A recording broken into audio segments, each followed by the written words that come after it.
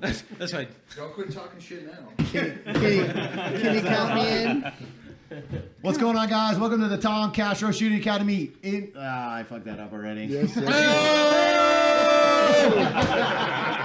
Actually, you know what? Everybody, we're going to start the podcast with the intro. The new intro for the show is right now. 3, 2, 1. All right, guys, welcome to the Next Level Podcast. We are here at Nationals 2021. Carry Optics first, PCC second. Nationals, baby.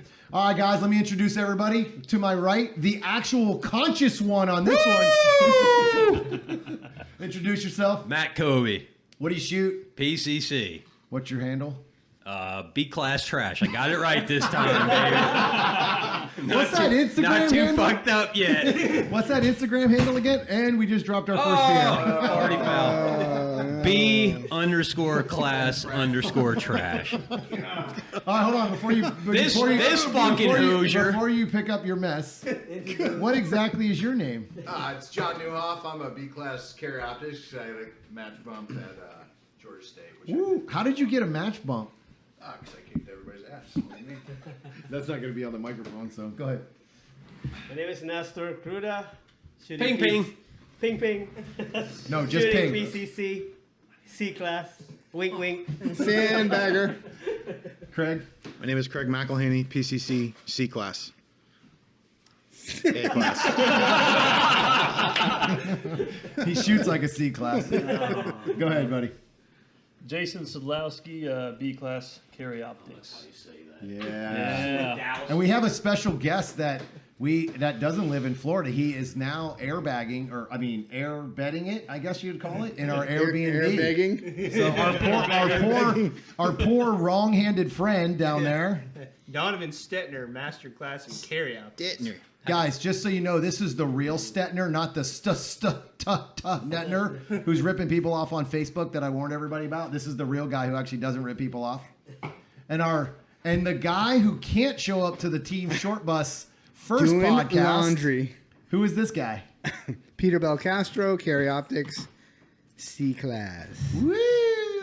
New Robo Hip. With new hip. Yeah, Ready to rock. Mr. Robo Hip. And 53 pounds lighter. Yeah, we got to start that off. So we have one guy over here who lost 100 pounds and another guy who lost 53 pounds, all within, what was your time period? 5 months. 5 months, you lost 53 pounds. So what was the secret?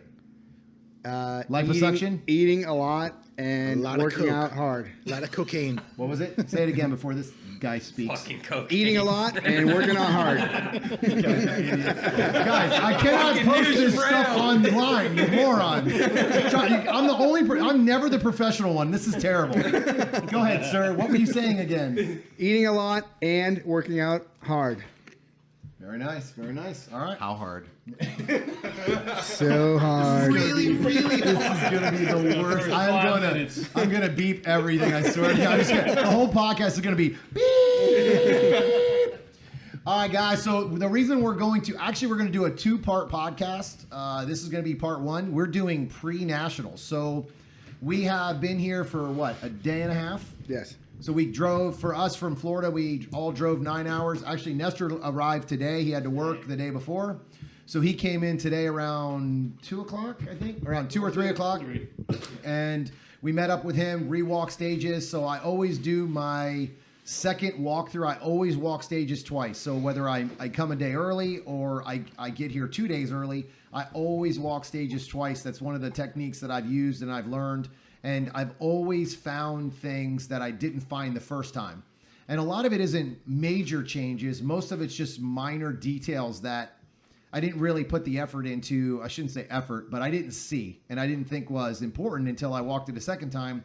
Then I was able to see a little bit more clarification on the stage and go, okay, cool. If I take this target or this target first, it'll allow me to back out, all those kind of things. So that's kind of what we wanted to get into in this podcast, talk a little bit about what the guys think about nationals. We have, how many people do we have? 8 guys here, I think it is. Yeah.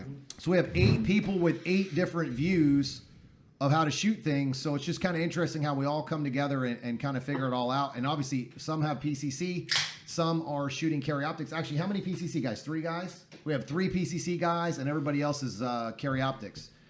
But so Matt, what do you think of the match, man? I'm actually going to ask every one of you guys because I want to know what you guys each individual opinion is on it. You know what? I don't think I have a fair opinion right now of how I feel. Yeah, I don't. Why? What do you mean by that? I mean, we are talking to the radio, so. Yeah, I don't know. Just in a kind of cursory walkthrough of stages, some I feel giantly underwhelmed by, some I think are good. I don't know yet.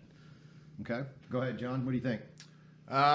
So for me, I don't think the stages are mentally complicated, right? Move your mic. You have to be right in the mic. You can. It's because Nestor has little girl voice and he's not using his man No, voice. but you have to be in the mic. Oh, okay. So apparently I have the little girl voice. I don't think any of the stages are super mentally complicated. There's no memory stages. There's nothing that you walk up and you're just like, man, I got to walk this 30 times to even figure out where to begin. But there are a lot of really difficult technical shots, half swingers, stuff like that, long distance shots. So I think it's going to be an interesting match. Not necessarily the same as what we typically shoot. I mean, we don't have the base space for that, or even even Georgia State. Totally different match than that. But I think it's going to be fun. It's going to be interesting. Ping, what do you got, Ping? Sorry, guys, for we had me- to share a mic because of COVID.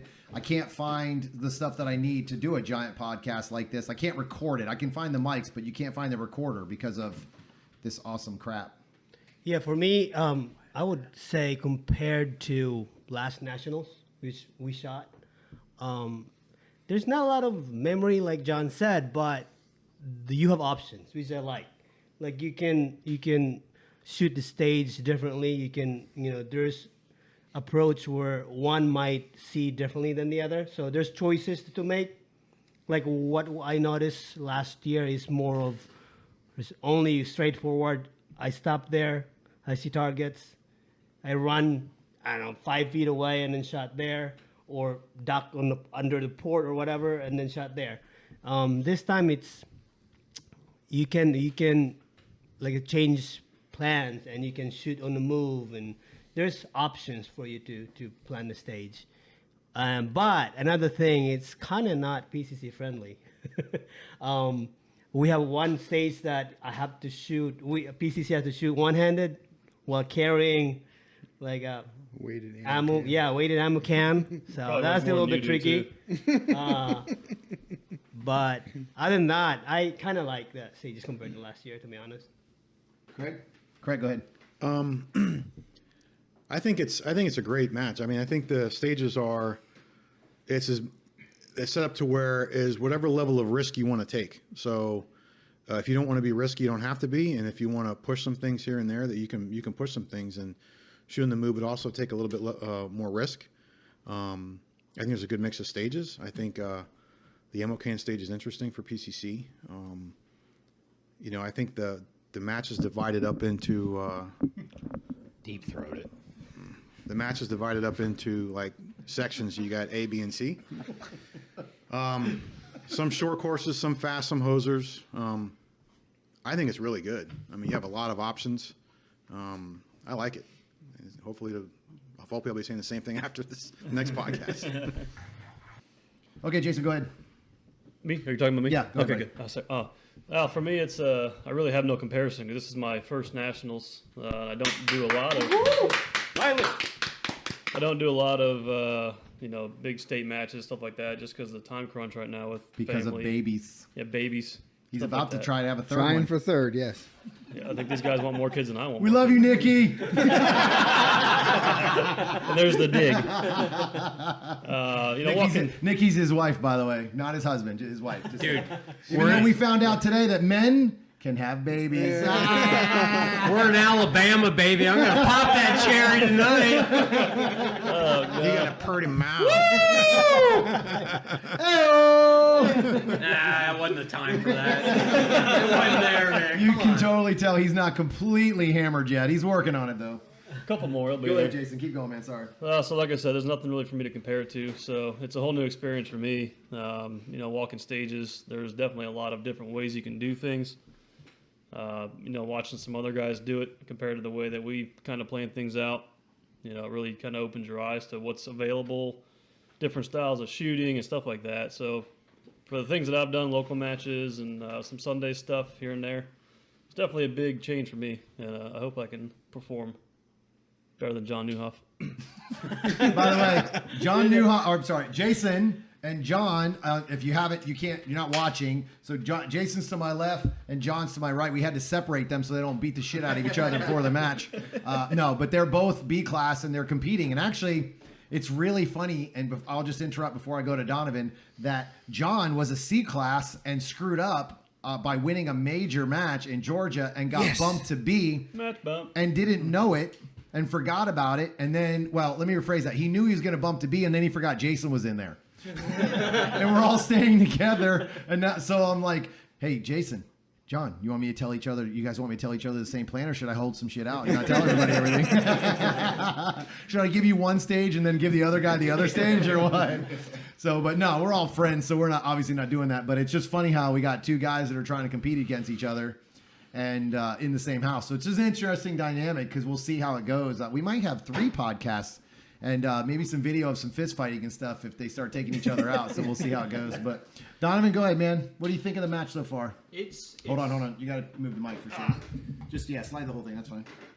It's different than what I'm used to. A lot of the localer stuff is more flowy than this Nationals is. It looks very positionally, and you're seeing all the little bitty things, especially at the master and grandmaster level, that you have to do if you want to be competitive. All the little bitty nuances, and especially with 18 stages, my first time doing a match this big, one of the biggest focuses is trying to keep that mental consistency for the entire 3 days.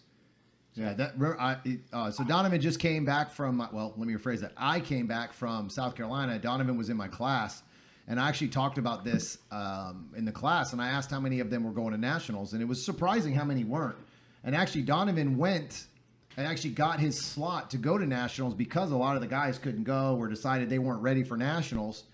And of course, I don't know if you know me, you know that there's bullshit. You're never ready. It's like having kids. It's like when you're ready for retirement, you're never ready. So you just have to do it. You have to go. You better never go to Nationals on your first Nationals and expect to win. You should go in obviously wanting to win and training hard or whatever, but you have to know that your chances of going in and shooting 18 stages phenomenal is pretty much zero when you first start shooting Nationals. So you have to know you're going to have your ups and downs.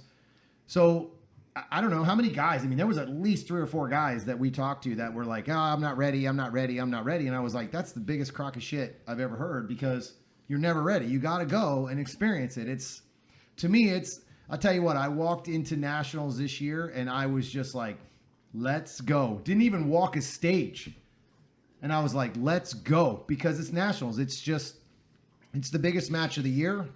It should be considered the biggest match of the year. I think this year is the first year that I felt like Nationals was the biggest match of the year. Do you guys agree? Like, it felt like USPSA really was like, hey, we're going to throw some really good Nationals, or it's going to be Nationals.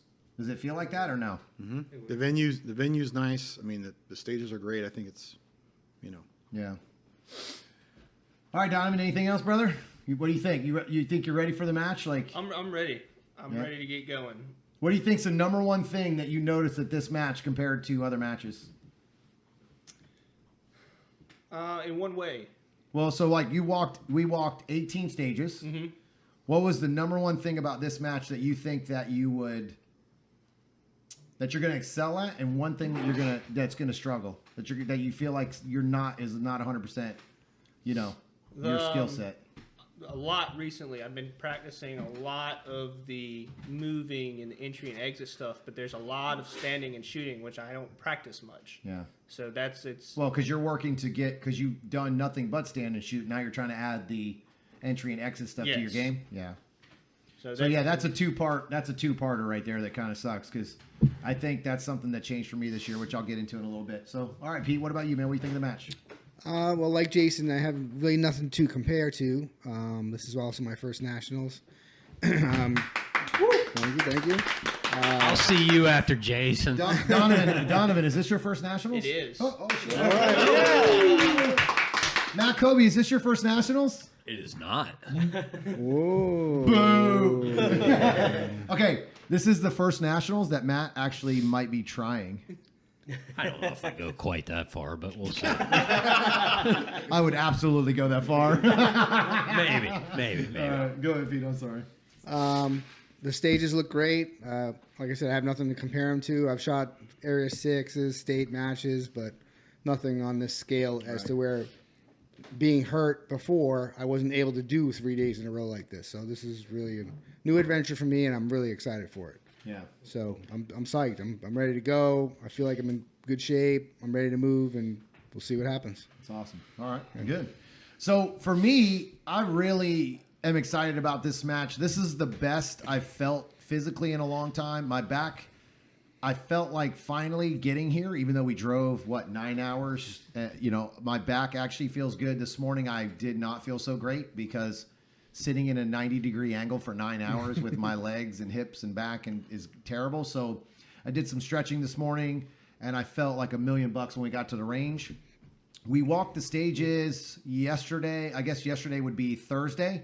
We got here Thursday, left Thursday morning at 4:30, 5 o'clock, something like that in the morning, and we rode up and then walked the stages quickly, I would say. I don't think we really spent a whole. We did actually. We spent quite a bit of time on every stage. Like We 3 had hours, multiple I think. plans, and then kind of got rid of those plans and fixed things and so on and so forth. But honestly, like John said and Matt said, these stages aren't.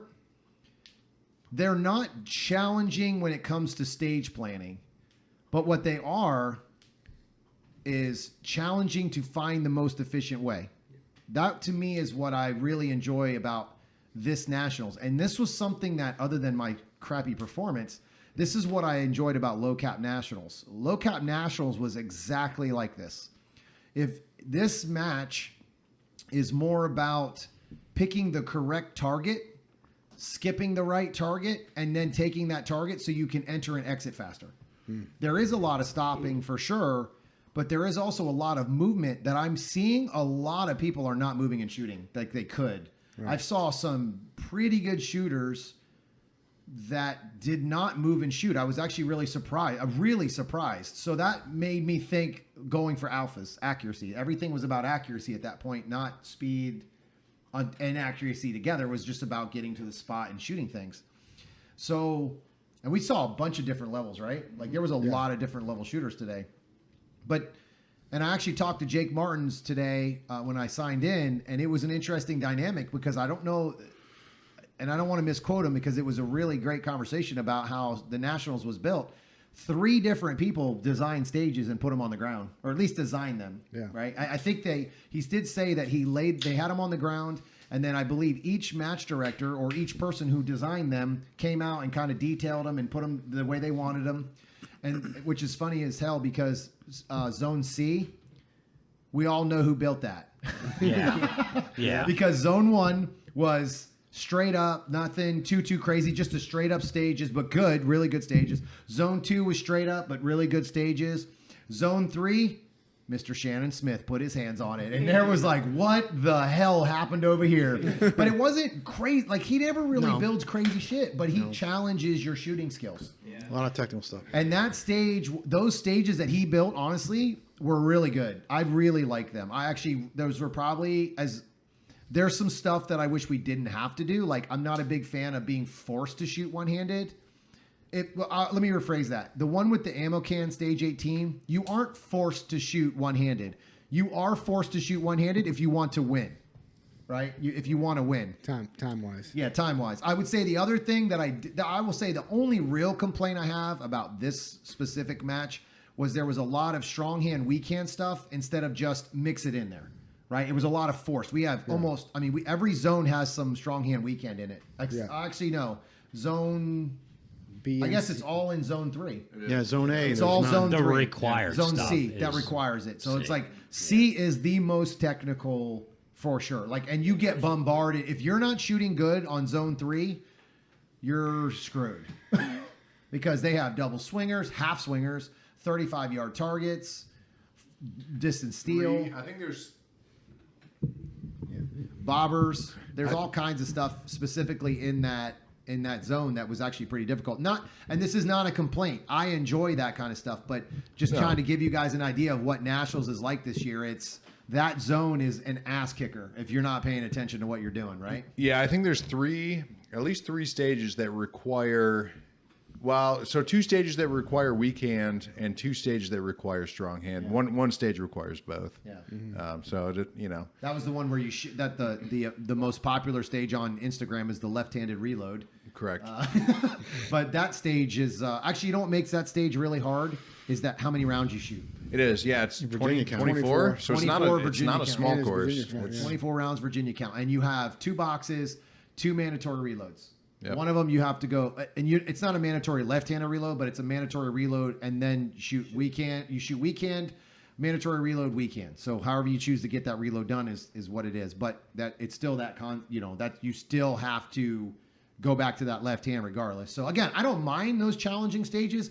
It's just that we have a shit ton of it at this Nationals, and it was just like, man, it's like I guess we made up for all the other years that we haven't done a whole lot of weekend strong hands. Right. So. And I know I actually talked to Shannon today, and it was pretty cool to watch, talk to him about his stages. And we talked a little bit about stage 18, which is the one where you carry an ammo can.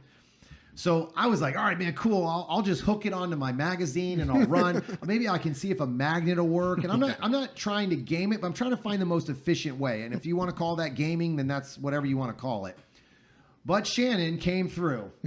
He weighted that sumbitch down to where there was no magnet in this world that you'd have to wear a magnetic vest to hold that damn thing. It was 25, at least 25 pounds, right? And everybody knows if you know who Shannon Smith is, that guy kind of works out. So that thing was heavy. Well, I picked it up for the first time. I was like, holy shit. Like, I guess I'm running with this. And while I'm shooting one-handed. We talked about before we came here, like, maybe I'll just throw it down the thing. I'm sure it's not going to be heavy. And I'm like, well, I'm going to weight my ammo can and try it, just to see.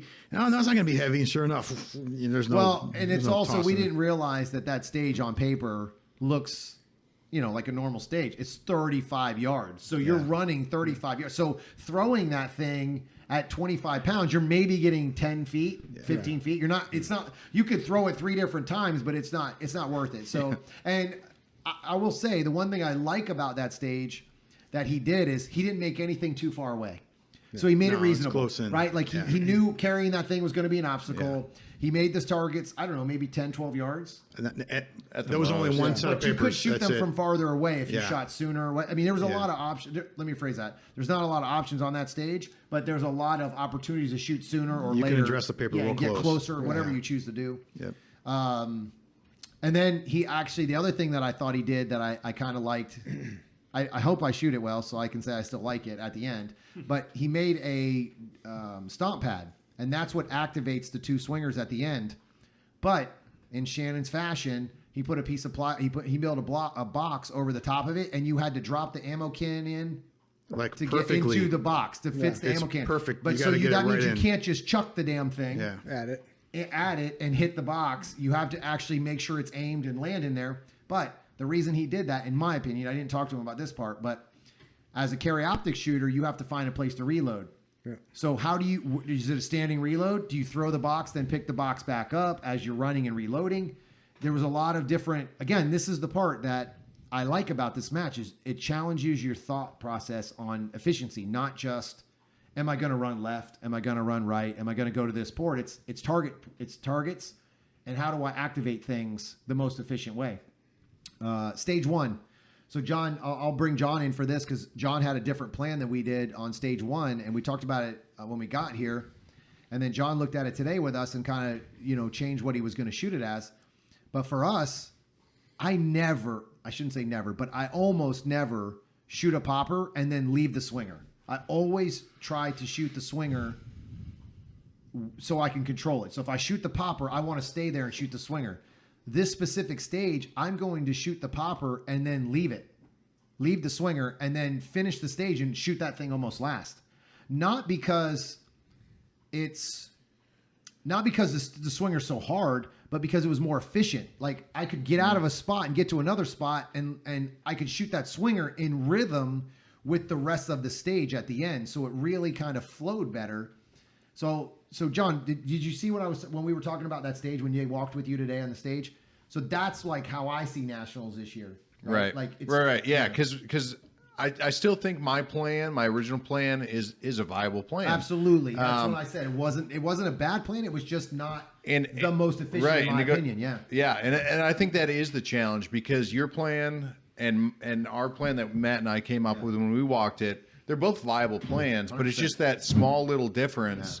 And it has nothing to do with the swinger. I don't think it's a fast swinger. No. I think it's just the flow of the stage. After walking it your guys' way, I was like, oh, this and this you does actually had actually the flow. same plan. It was, but Just instead backwards. of running back, it was backwards, right? Exactly. So it forced you to kind of run back a little bit more than mine. And there was one position that you could kind of cut out like 3 yards of the run. Right. That's really all it was. It was really like 3 steps as you're running. But then as you like walk the stage and you're like, oh, I don't really need 3 yards. That doesn't sound like a lot until you start shooting all these stages. And then 3 yards is like a full second added up in all those choices, right? Making those choices. So it's interesting how when you start walking these stages, and then this is why I asked everybody, because we have a couple guys we got 3 guys at the end who've never been to a nationals. And we got 3 other guys that have been to nationals, and this is a totally different nationals than we're used to. Frostproof is where it's usually held, and Shannon usually deals with 90% of the stages. I think somebody else designs them most of the time, and then he designs a few, but then he builds them. This year, he just kind of built one section, it looks like. And you can tell the difference in the 3 different builders, right? Yeah, totally different styles between the 3. And the first zone and the second zone aren't easy. Like, it's not something where you're like, hell yeah, we're getting all alphas here, guys. Like, it's not easy. It was just totally different. It's like having 3 different matches. I shouldn't say that. It's like having 2 different matches. Because zone 1 and 2 are pretty comparable. Very similar. And then Shannon, right? Like, like that. So, and again, his isn't that difficult. It's just interesting. Correct. Right? Yep. It's just, you have to think. You can't just walk up and blast away. No, it's And if, technical. That's for sure technical. If they would have published the match book before sign up, I would not have signed up on a squad that starts there because it's we're starting on the most technical. Matt and I are starting on the most technical section, and it's mentally it's like if you don't do well, you don't really know if you didn't do that well because the 2/3 of the guys haven't shot it yet. But they then still have their chance to get beat up. Right, exactly, or crush you, and then you have to recover. So that's my curious thing is after tomorrow, depending on how I feel I did, is then going into Sunday and letting that go. New 6-stage match, and let's go burn it down. How about you, Matt? What do you think, dude? Like I'm biting my tongue a lot, and I'm trying not to be Debbie Downer. Not you. Excuse me, but for me, and this is my opinion, everybody, has their own. I think Zone C, Zone 3, whatever it's called, is the absolute weakest of the match. Why do you say that? To me, it's gimmicky. I think the ammo can, in my opinion, is stupid. It's not a true test of shooting. It's not a true test of stage planning. It's let's run down, force everybody to do something extremely awkward that's not ever done anywhere on your normal your normal local, what you see at an average USPSA match. I think it's gimmicky for kind of the sake of being gimmicky, and it doesn't, there's no options on that stage. What's your option? Oh, am I going to drop the can or am I going to carry the can? To me, it's weak. PCC especially is difficult because you're going to be shooting it one-handed or going to have to drop it. It's not even that. It's like I'm a fairly decent sized guy. No problem shooting one-handed. Like I don't care about that. I fail to see what's interesting about it. Putting partial swingers at 10 to 15 yards, it's not interesting. Like it's just not. I don't know how to maybe describe it. Maybe I sound shitty about it. I don't know. But to me, distance and making penalizing targets just for making penalizing targets is not interesting. Well, I think I will say the one thing that Shannon does for sure is he forces you to be an all-around shooter. Exactly. So I think that's the part where Everything's And getting I know tested. that's not what you're not saying. Like, oh man, he's just screwing us. But No, no, yeah, not at all. Not, but at the end of the day, that's the definitely 100%.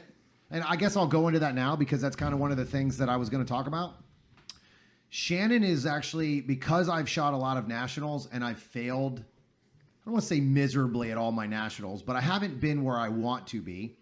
I obviously wasn't good enough to win, but I feel better this year. I've trained really hard. I've changed the way I shot because of those matches.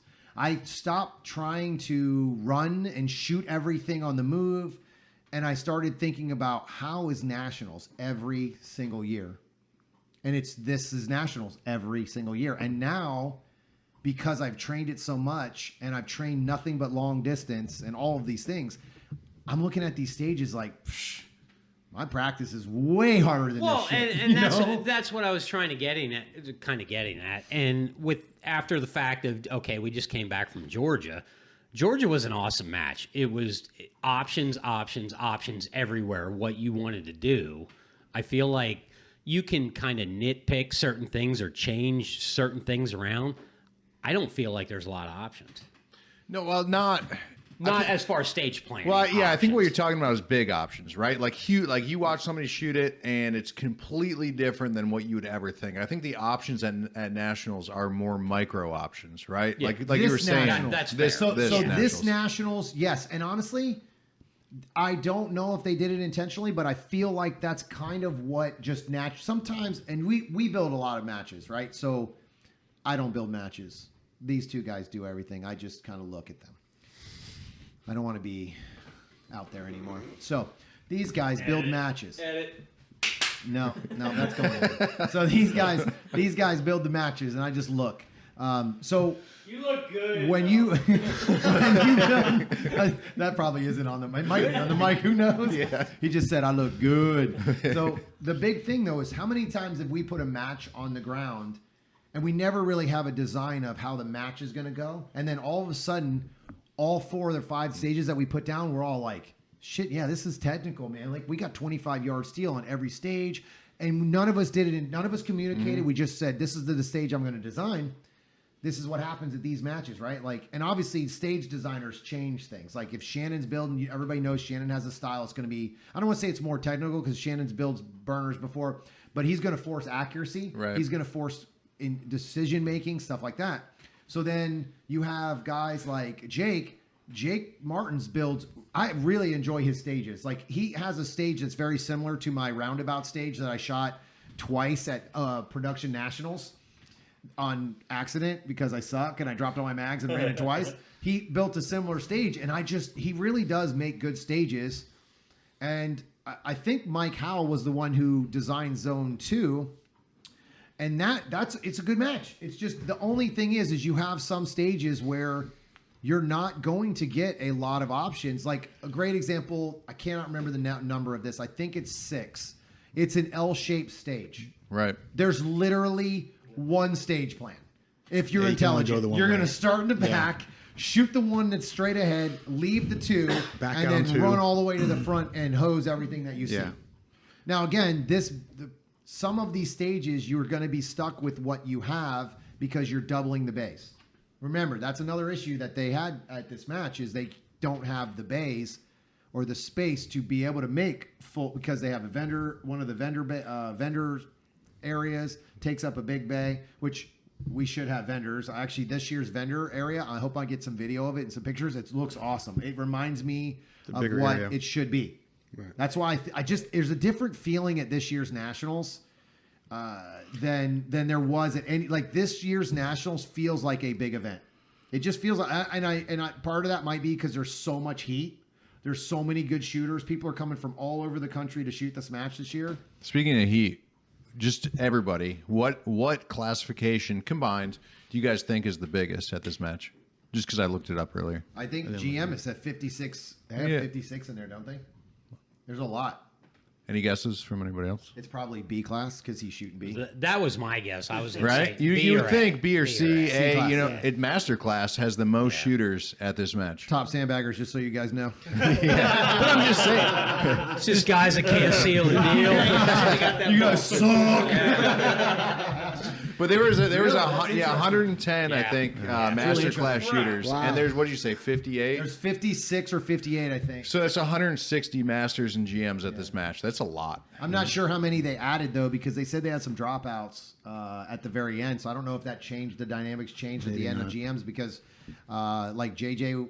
Well, I think No, JJ was JJ's on there. He's just unclassified. He's He's, yeah. he's a dirtbag. Yeah, but Sandbagger. Dude, JJ, stop being a paper GM, bro, and get your number, get it up there, get your letter, get that G card. I don't think I've ever seen him shoot Carry Optics Nationals. No, I don't think so. Yeah. He hasn't shot a single classifier. So. But speaking of stages, Tom, like, I mean, this is nationals. Everything's supposed to be tested. You know, like what we've all walked the stages twice. Most of us have.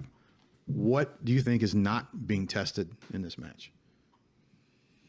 I don't think there's anything that isn't tested. Yeah. I think every single thing's tested. I will say there is one thing that I feel like they didn't. There's not a lot of. There's not a lot of moving and shooting.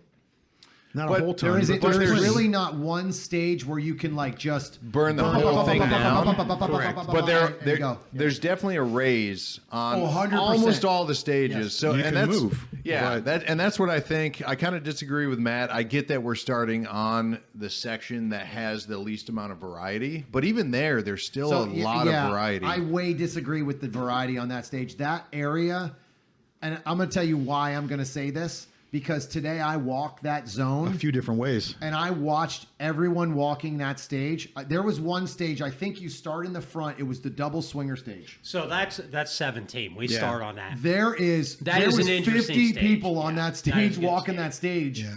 And I was like, what are all these people doing? Like, I'm 'Cause there's a watching bunch some of of these ways to stage do it. plans and I'm like, I would never thought of that way. And it wasn't a good way. And not that they sucked. It was just everybody was attempting all these things that I was like, oh, Didn't okay. really make sense. Yeah, I was like, all right, cool. Yeah. Like, I guess you can run it that way. You know, And I yeah, mean, and there's a that's- lot of options on those stages that I was surprised by. That is hands down. I think, just in my opinion, that is by far the best. The other stage one on that I thought had a lot of options, and what I mean by options, again, in this match, so the stage that had the double swingers had the most movement options, I think, in Zone C for sure. Yep, absolutely. The stage that had the most positional start positions, or whether I would start right or left or go forward or run across, was the 6 steel. I think it was Yeah, so right start, the yes, forward up front. had the 6 steel. And Yeah, I this think thing. that's 15. Yeah, the one that you're gonna probably Yeah, shoot. to me, that was the only debate. Do you shoot the 6 from the back or do you shoot them from the port? But there's a lot of targets that you can take in different ways. I mean, I know this is podcasting. It's kind of annoying when people describe stages, but when you go to the left side of the stage, there's many different ways to shoot it, and it sets you up differently Yep. as you go through it. Yeah, so if you start on the left, you're going to attack. I will tell you, that specific stage, I was going to start on the right-hand side because of the 6 pieces of steel, have a reload from right to left, and then shoot some paper. There was a hard right lean, not a hard right lean, but it forced you to take all the way from your left 180 degrees to shoot an inside no shoot. There was no way to leave that smoothly or cleanly the way I was going to run it. You would have to stop, shoot it. There was 2 things that I discovered. You had to turn. So basically, if I'm facing all the way to my right, I had to turn my body all the way around 180 degrees to run backwards. The other option was to shoot the no shoot facing it, and then I would just run around the wall and go around the wall. That was the other option. The round the wall going out of bounds felt so much better because I didn't have to turn my body. Right? It just let me pop. It let me leave on the second shot and run around the corner. But if I started in the back left instead of the back right, that's when it changed. It flows That's when so the much change. better. And you know what's funny? How many times we walked that left to right yesterday? I said this feels shitty. lot. Yeah. But what I changed wasn't the stage positions; it was the targets. I chose to shoot the targets differently so that when I shot that position, I shot the 2 back targets, the no shoot, and then it back out allowed on me the to 2. back out on 2 open targets, which put me in the steel on a reload within a step. And all of a sudden, I was like, "This is it! Like this is it! This is the best plan that I think I can find right now." And I walked it and walked it and walked it and walked it. And I was like, "This is it! This is the most efficient plan. I guarantee it, for me, at least the way I shoot." And that was it. So I'm going to roll with that. And that's what I hope to roll with. So Luckily, we shoot that last. But it's luck of the draw, man. It really is, because the stuff that's on paper, like zone 1 on paper, Yeah, looks totally so different. far away. Yep. Everything looks like it's 50, 60-yard shots, right? And I've been to this range before, and they can absolutely get 40-yard shots in every bay, on most of the bays. But that's why when John said something about if this matchbook was the way it is, I would not have signed up to where I did. But sometimes you don't have a choice, and sometimes you get lucky, and sometimes you don't. But I don't know, man. I don't feel like Shannon's area, or I shouldn't say Shannon's area, but Zone C is that hard. No, It's just not at all. you're gonna have to have your shit together. You can't just Absolutely. sling some rounds at Yep. some targets at 35 yards. That's typical Shannon shit. And Yeah, like get your Craig shit said together. earlier, you have the option. You can be risky, or you can be safe. On almost all of Shannon's stages, there are options. If you're feeling it that day and you want to go for it, you absolutely can. Or if it's your first day of shooting and you want to shoot cautiously, you can absolutely do that too. The other thing is there's a lot of different start positions, in this. Yeah. A lot. Yeah, it Yeah. brings you outside your comfort. Comfort. Yeah, I mean, one area. PCC tough for me is the one hard left lean when you're starting off. That one's difficult, but there's a lot of. I'm liking the match so far. See how day 1, 2, and 3 go.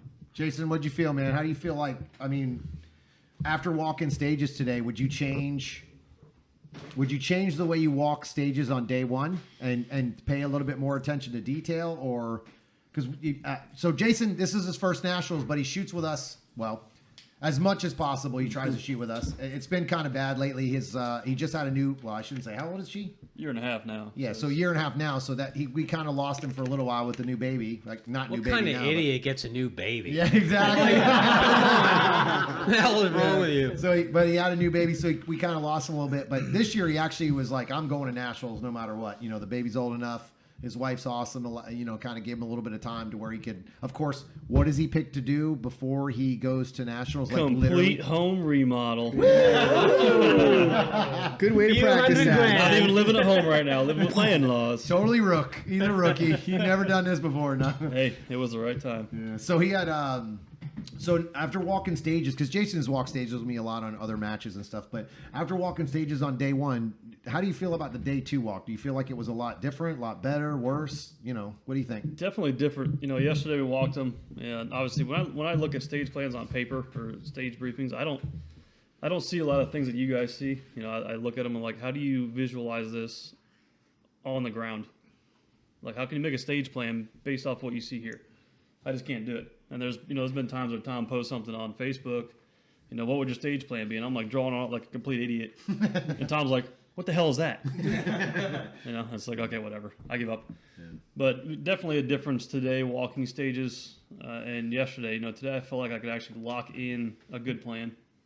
There were some things that you changed on stages that I thought was really good. And there's a couple things that I might do just because I know the kind of shooter I am versus the kind of shooter you are. You're a little more risky than I am. You're okay with taking your round count to the max and not worrying about having to reload, stuff like that. So, but definitely a lot more comfortable after today, especially just being able to lock in actual plans. So to me, that's one of the most important parts of nationals is when you walk stages, you're not just doing it to get a stage plan, you're doing it to get comformble. Yeah, that's huge. That's a 100%. huge statement right there. Mentally, it's a lot. I felt a lot better today. We went there twice, so the morning was good. The afternoon was even better, especially for the last set. We didn't do this on purpose. Nestor was coming in later in the day, so we were all going to the range today. I had to meet some people. Donovan was there. I had to meet Donovan and catch up with a couple guys and help other people walk stages and stuff that are part of my group. So I walked a few stages with those guys and my insider circle. And Donovan walked with us today. So this is actually Donovan's second or third experience walking stages with me.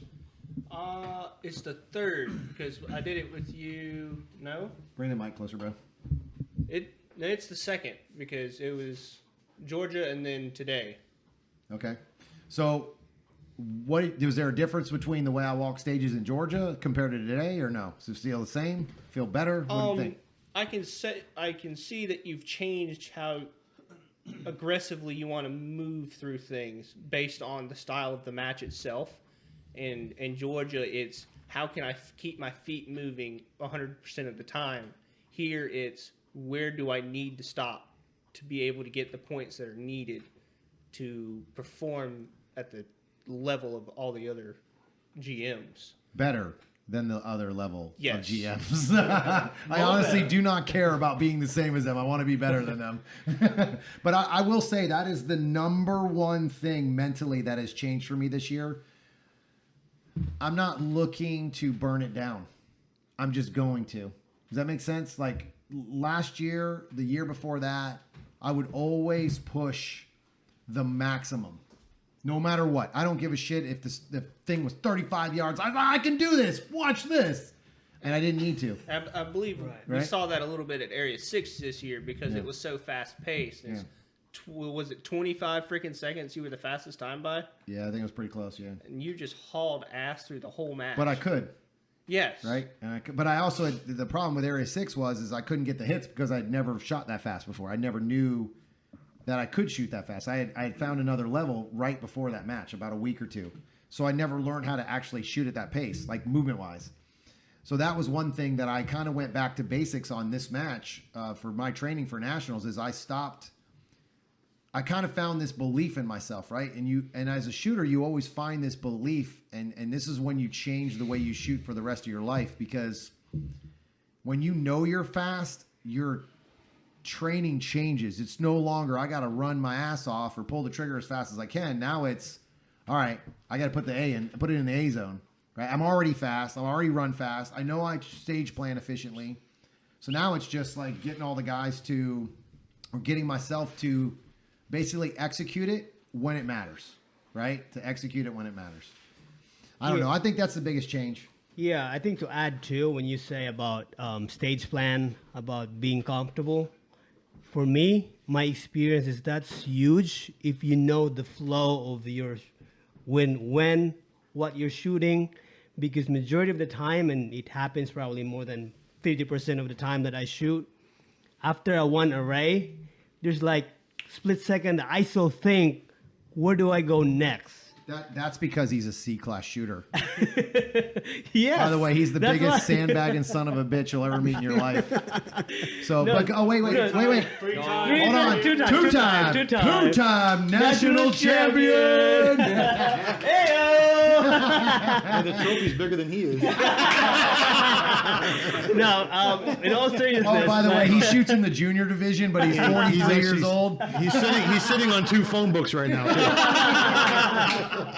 I gotta request a stool for some of this support, right? No, seriously, if there are stages that for some reason I know the flow, it's like we call it a dance, like you know the steps, like the last shot that you're making, your body's already moving to the next target because you already know. You had a stage plan and you know your stage plan, so you have to go over and over. Because if you don't walk your stage plan and you didn't plan it well, those split second that you shot and then think, oh, where am I running next? Or every now and then you forget one target, which happens to me most of the time in the big matches, unfortunately. But yeah, that stage plan is also about being comfortable. Comfortable with the stage you're shooting. I would say one of the biggest things that when it comes to stage planning was that you remember, you have to remember to walk away from that stage and actually close your eyes while you're walking the stage. Because what happens is you just walk stages and then you go to the next one and then you go to the next one and then you go to the next one, you go to the next one, and you don't actually have a system on how it works. So I caught myself a few times where I'd walk a stage and I'm like, cool, I got it. And I'd walk away, you know? What are you guys doing? Are you putting text messages? Oh my God. Dumbass, it's in the lens at the bottom. It's fucking guy. It's awesome. This is why Matt is so much better when he's not wasted. We found his dirty leopard panties. I'll tell that story. Actually, do we? Yeah, where are they? You gotta go get them. Just ruined it. No, you gotta go just get ruined them. it. I know, you gotta go get them. So, well, we'll tell the story and then we'll tell them what we did. You gotta listen. It doesn't matter. You gotta go get them. All right, so I'm gonna send him to go get them. So I had the big thing about walking stages at this year's Nationals, and I started doing it a little bit in Georgia, was after if I get in a rhythm of walking stages and I just go to stage to stage to stage, I'm not locking it in. I'm just kind of getting a plan, right? I'm getting a basic plan, but I'm not locking it in. So I started on some of the stages, especially the bigger ones, I really stepped away on those stages and I closed my eyes and I reran that stage over and over and over again. And then when I reran the stage, it just felt better because I wasn't thinking about the stage plan anymore. It was just there, you know? So all of a sudden, those stages started, and then when I went back the second time, that allowed me to focus on the details because I had a basic idea of the stage. Now I'm ready to get the details down. But I don't think I would have had that if I only would have walked it once. Right. I mean, do you feel, John, how do you feel about the second walkthrough? Because you went today. So John tends to walk the stages a second time. Matt doesn't give a shit. He just walks it once. That is unfair. It's not I was unfair. at the I'm good. range for the second day. So, okay, let me show you what Matt's stage walked through. Yep, got it. Same shit as yesterday. But then he Can we wants go eat, John? Yeah. John, Let's shoot. John, Let's go shoot let's now. get out of here, John. John, I Let's don't get want this to be over here with. all day. I want to go sit in front of the water and drink some beer. Let's get this shit out of here, man. Yeah. Not one denial there either. But no, yeah, I basically do the same thing. I'll walk it the first day just to get a general idea of what I think I should do. And then I still try to go the second day with an open mind. Like last night we talked. You guys talked about what you guys saw. We talked about, and I was really curious to see the things that were majorly different. I wanted to go see because they could be better, they could not. But I wanted to see it. So then the second day is like you said, is really just walking through, confirming this is what I want to do, and then re-walking a few times just to lock in the details. Yeah. So we walked the stage this morning. We walked. Matt had the same plan that I had, or same thought process I had. I think his plan was just a little bit different. John had a totally different plan than I did. I watched someone else shoot it today, and I was like, I need to actually look at that and see how much different that was than what and I walked it the other way. And I didn't like it as much. I liked it the way Matt had thought about it too. And Matt was like, I would be interested in what Tom did on this. And we talked about it when we were there today. And he was like, yeah, that's what I thought. Because Matt shoots with me, John shoots with me. A lot of these, almost everybody here shoots with me all the time, other than Donovan. He's in South Carolina. So we got on that stage, and I'm walking that stage, and I'm like, man, the flow on this is good going to the right, and you get to shoot instantly. But there's some stuff that I feel like isn't 100% efficient. There's some inefficiencies in my first plan. And the main inefficiency was that I was covering a lot of ground twice and not shooting. Covering ground twice is fine if you're shooting and gaining new points, but I was covering the same ground and it wasn't close. It was like, I don't know, 30 something feet, you think, at least? I mean, it was at least 2 to 3. It was 3 walls, at least. That's 8 feet long, right? So that's at least 24 feet before you even got around the corner. So, guys, I did math. Holy Math shit, in public. In your head, no calculator. Yeah. So I run around the corner, and so instead of running straight, I decided to run left. And I watched some other people shoot it, and I didn't like the way they ran left. And that was one of the reasons why I didn't really like the stage plan, because I didn't look at it. I don't usually like just running. Like, if I have an opportunity to shoot something, I'm going to try to shoot first, run second. That's just the way I am. I try to score points all the time. So by running past some stuff, it allowed me to push full speed to get to a position that everybody had to go there no matter what. The one thing about some of these stages is everybody has to go to certain spots. It's how do you clean up those spots, and how do you maybe adjust a certain position that you might not ever have to stop, that other people are stopping no matter what. You're watching people and they're stage planning a stop. I'm like, I don't stage plan stops. I'm forced to stop is the way I look at it, right? The way I stage plan. So that specific stage, I decided to run left, and I'm going to exit and leave on a no-shoot. And I noticed a lot of guys, a lot of shooters, even stage planned it that didn't shoot today, stage planned to shoot the no-shoot, including some guys that were here in our group. And I was like, man, you're going to push off really hard, take 3 or 4 steps, and then have to slow down again. Why not just exit on it? Because you're going to go to it again anyway. So as soon as we changed that, and a couple of the guys that walked that stage, all of a sudden they felt like you start to feel the stage flow, right? And then all of a sudden that flow is no longer a stop. And now it's just like, oh, cool, I only have to pause here. And there was quite a few stages in zone 1 that were like that. Yeah, that same stage we talked about, like once you take that no shoot, you could hug the back fault line Yep. and move all the way around, and it opens everything up. A lot easier to shoot it. The other thing I caught myself doing today, and actually I think I talked to you guys about it in zone C, was I don't want to change who I am as a shooter. I don't want to change the way I shoot. I just need to be smarter about the way I shoot. Because there's a lot of stage plans that I have that I don't want to say I dialed down, but I'm like, is this really worth that risk? Is it worth shooting a 20-yard small popper all out there by itself on a full sprint? Probably not, right? It's worth it because it feels awesome, but is it going to be 100% efficient or perfect? No, it's going to be more efficient. I guarantee it. If you hit But yeah, if I hit it.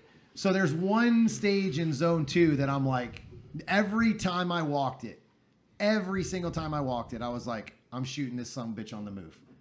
And every time I changed it, I felt uncomfortable. I felt shitty. Like I was like, I'm not going to hit it. Like I'm not going to hit it the non-moving way, right? Every single time. Remember that? How many times I was like, and then a couple of guys came up and was like, I thought you were going to shoot that in the middle or shoot that on the left. I said, dude, I'm just going to be me, right? I mean, obviously, if I'm shooting like shit, I'm going to change my mind a little bit. I'm probably going to start posting up a little bit, but I'm still going to shoot what's got me here, right? Or hopefully takes me to the top. You know what I mean? You have to be you got to go for it. If I don't give myself a chance to win nationals, what the hell am I doing here? You know, I mean, what the hell are you doing here if you don't give yourself a chance to win? That's something I will always hold on to. The good thing about that particular stage is that it's safer because if you don't get it, you can have it on your end position. There was only one target. What was that? The left steel. Yeah, that left There's steel. a left steel in the middle that if have you to don't hit shoot it, that. you're You have screwed. to hit You it got to there. shoot it. You have from to there. shoot that. So to me, I got it. So that to me, that was the big thing is that's the one piece of steel that I'm gonna rip that bitch off the run. Like I'm gonna shoot it moving in. I'm gonna come off of a reload, enter shooting that, and then once I hit that, because I'm gonna hit it. It's the way I think about it. When I hit it, that changes the whole flow of that stage. That stage is just gonna rip. Like I'm gonna burn it down at that point. What stage are you guys talking about? It's the T stage. The T stage. Yeah, it's the one with the V. Yeah, it's the T where it comes down like this in a V. Like the martini glass looking one? yeah. Oh, yeah. Oh, the other thing is, so we walked dude, that it- stage. it's a martini So you glass. got to The know alcohol that connotation. you got to know the alcohol. He had it nailed. So the other the thing martini is stage. the other thing that was different was when Matt and John were walking the stage, they were going to all the corners. You remember that? Yeah. And because of one The martini glass? Yeah. No, I had that one down because we talked about it. No, we didn't walk that stage yesterday because there's a squad on there. Oh, okay. So we had just walked up, and I definitely went to all the corners to see. You know, I was looking at the stage because that's what everyone that was there was Going to, doing, yeah. and he just kind of ignored everything and was just trying to figure out the stage. And by the time you told me what your plan was, he's like, I got it. And I was And he's like, no, you I fucking was like, don't. Matt, No, you don't. Matt, you don't have And then it. he's like, yeah, you got it. Yep. So one target changed that entire stage. Yeah. And here's the Yeah. crazy part. And I talked about this, and actually, Donovan was at my South Carolina class. Do you remember when we were going through the class and I was talking about sacrificing some things for others, like maybe lose a little bit time here, but end up burning down the stage faster because of one decision? Yes. So that one no-shoot target was the sacrifice. Because if you left that no-shoot, and you'd have to go to the right corner, all the way in the front. Yeah. But where the sacrifice comes in and where the gain comes in, I save an entire position. But the sacrifice was I had to stand and shoot instead of move and shoot immediately. So if you would draw, shoot some stuff to the left, do 180 degrees, shoot some stuff to the right, and then run to the front right corner. But instead, if you shoot the stuff to the left, shoot the no-shoot that was to the right, then the stuff to the right, all of a sudden you save an entire position. But you had to know that you were willing to sacrifice one single target that gained 8 to 10 yards of movement at least. an entire position. I don't know, dude. I'm not the smartest guy in the world, and I kind of saw that right away. Yeah. I'm like, you don't have to go there at all. It's one target. It's right there in front of you, right when you start. Shoot the steel, what was it, steel paper? I forget the exact first 3 targets. Come over to the partial, was shit paper, on the paper, right, paper, go steel, down paper. the center, stand there, shoot those 5 targets, and then just go. And that's it. 3 targets. In that specific stage, and I'll try to post up. I'm going to still try to video all the stages. I don't know if I'm going to get to it now that everybody's here and shooting. But that specific target, that actually, or those arrays, we talked about. John was, I think it was John that I was walking the stages with. We were all walking the stages, and John was shooting like the no shoot, and then it was how you flowed through that stage. When we changed that target, now you could actually go left to right the entire way and leave on the last target. Open paper. The open paper. paper. But the way we designed it the first time, you couldn't leave. You were basically kind of, or you were going to have to leave slowly because you were going to be leaving on a no shoot, right? And not an easy. It was a closer no shoot, but trying to leave on the no shoot's a little riskier, so you got to take that chance. But now you're leaving on a wide open target. Yeah, there's no risk in that plan, Yeah, dude. no. Nothing. You're starting on open paper. You're leaving on open paper. You're coming in left to right, and then over. It's simple. So I actually didn't make that plan. I copied Matt Kobe. I watched Thank him you. do it. I'm lying. He didn't make that. Hey, I shit heard up. Matt Kobe's going to start a shooting academy. Matt Kobe shooting So academy. just so you guys know, no. has a system. No. just Wait, so he's you got know- a system? Hold on. Matt Kobe shooting system. Yes. So Get it right. Matt Kobe has now won. He won. What would you win? God damn the ego. Let's hear it, baby. What are we What, talking about? what did you win? Nothing. I'm just a middle of the road B class nobody, baby. So we also have Albert Einstein who's sitting at our table right now. I am a forgot smart about that. motherfucker. So he's the Georgia State champ. Champion. B class. Not even all of B class, just PCC. Just BCC, not all of B, right? So Matt wins that, and now Matt doesn't need anybody. He's got a system. He's the Tampa Bay fertilizer king. Matt's going to piss off the balcony, I think, is where he's going. He is. No, we're not opening up the blinds. They wouldn't be able to find it anyway. Close the door, you animal. There's bugs out there. They're gonna really go into the lights. Jeez. And I got big lights going on. And All we're right, back. so I don't know. It's probably not going to come up, but it's why everybody's running around like rats right now because dumbass John over there hits the switch that even says on it, written out, plugs. right here. I'm sorry, I'm only used to outlets. So we now have to hopefully we recovered all of the hour of Start audio from the and beginning. video that we yes. Go back to the beginning. Matt will be happier if we do because he's shitting Welcome on to Tom everybody. Castor Shooting Caddy Podcast.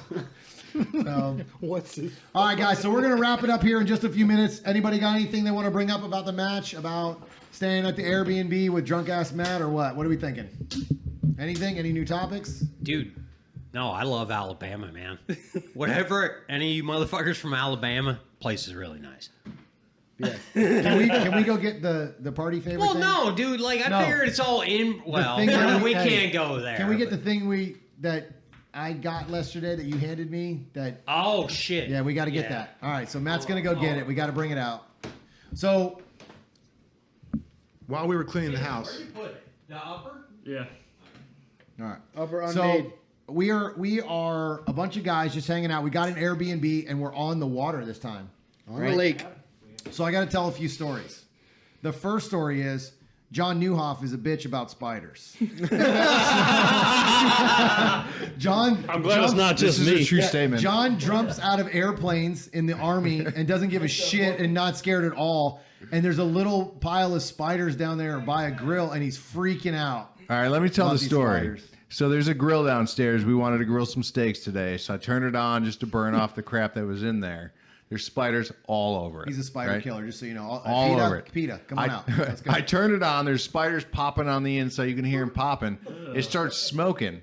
And from the rafters above me, all of these spiders, and I didn't know Because this. they're all pissed off at you, man. Right? You're a baby killer. And all these spiders come down, and I look next to me, and there's this massive spider hanging from a web. And I look up, and there's like 15 spiders hanging above my head. So I told Matt to get his lazy ass out of the chair and turn the grill off, because I'm not going back in there. Lazy ass. So today, the next fun story today was we go to the range, we eat, or we walk the stages, and then it's time to go eat. So we're like, where do we want to go? I'm like, let's go to Longhorn, man. We haven't eaten in a while. Mr. Brendan Conaway came down to kind of check out the match and see how it was. And show us his hair. And show us his beautiful locks of love. So I told him, I said, man, you guys want to go out to eat? And he's like, yeah. I said, where are we going? I said, come on. You know where we go. We're going to go to Longhorn like we always do. So we go to Longhorn. There's a 45-minute wait. Well, before we decide to wait, we put our name in. Mr. Peter Belcastro decides, man, I'm going to go over to Chick-fil-A and get an appetizer. All right, so now let's get to the real story. So you have to watch this on YouTube to understand why everybody's laughing. So Mr. Matt Kobe is bringing out his attire from his system that he's created. Oh, wait, no. Hold on. Dude, don't show that. Give me that. He actually wore them.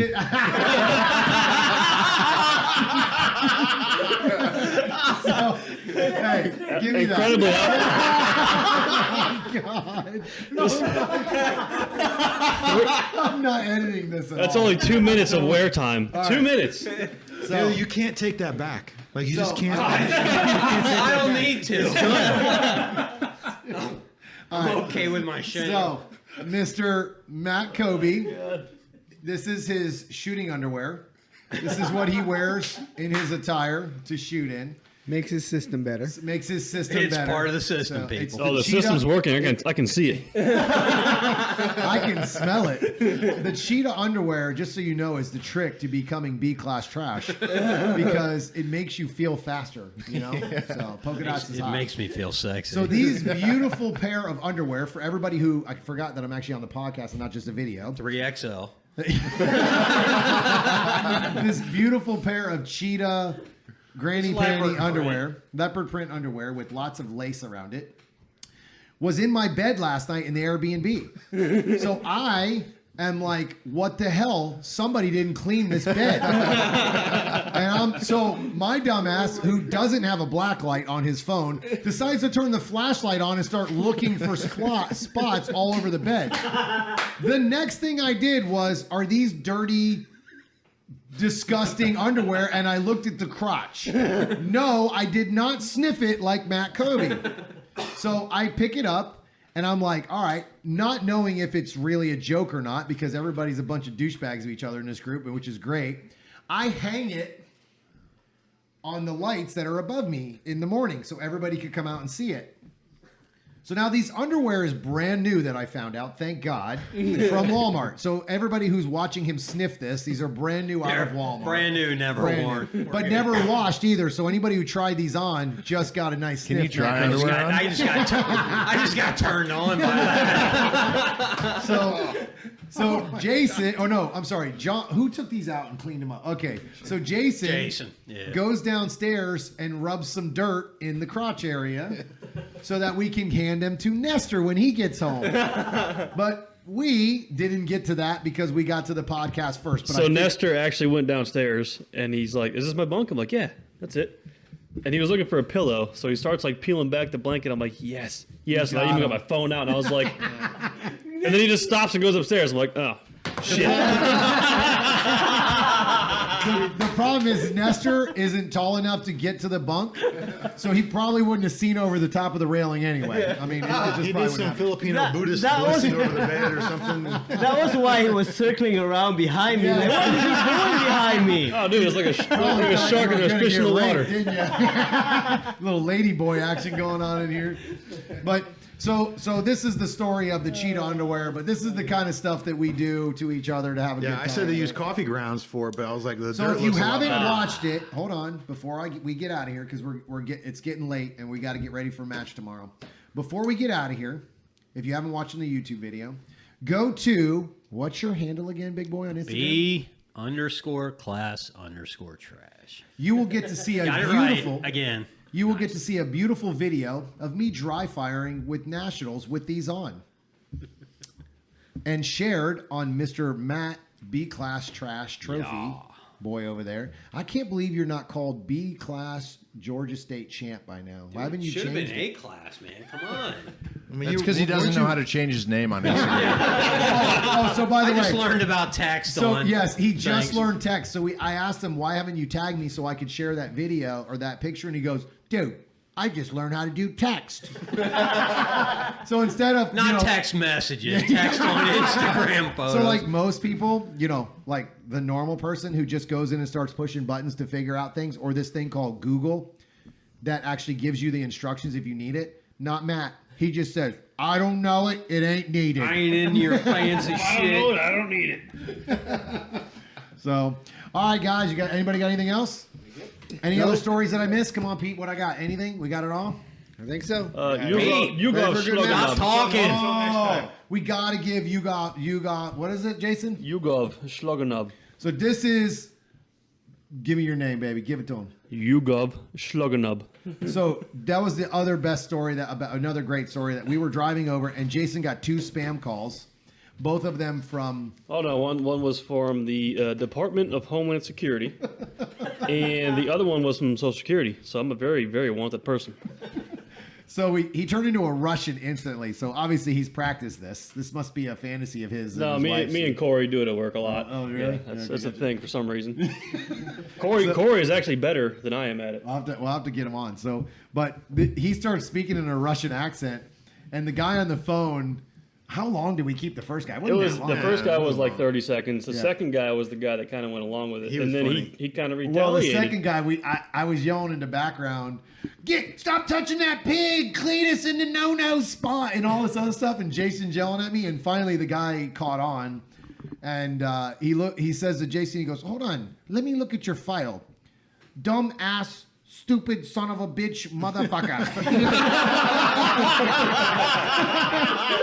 So the best part about the whole thing is Jason looks at me and he goes, we're all laughing. Jason laughs at him on the phone, and I'm like, Jason, that was so rude that you wasted his time. And Jason's like, I'm so sorry I wasted your time while you wasted my time on your spam call. From India. From India, right. Well, I don't know. He could be an Department of American. Homeland Security. So it's just stuff like that. Like, this is the kind of shit we do. It's a great time. So, all right, we had a great intro. We're going to have a good outro. Peace out, Absolutely. party people. Here we go. 3, 2, 1. All right, guys. See you on the range.